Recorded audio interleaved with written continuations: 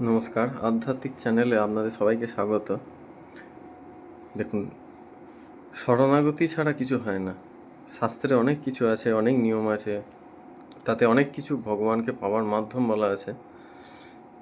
কিন্তু সব থেকে আসল হলো শরণাগতি, যেটা সবাই বলে, কিন্তু এই শরণাগতি অর্জন করা খুব কঠিন।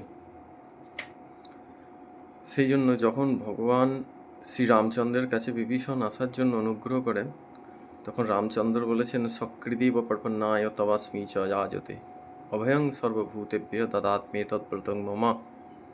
অর্থাৎ কেউ যদি আমার শরণ গ্রহণ করে, তাহলে তাকে আমি সর্বভয় এবং সর্বপাপ থেকে রক্ষা করে থাকি। তাই শরণাগতি শুনতে যতটা সহজ, শরণাগতি প্রাপ্তি খুব কঠিন। যতক্ষণ না ভগবানের প্রতি পূর্ণ ভক্তি এবং বিশ্বাস না আসে, ততক্ষণ শরণাগতি পাওয়া সম্ভব নয়। আজকে এইটুকুই। রাধে রাধে, সিয়ারাম।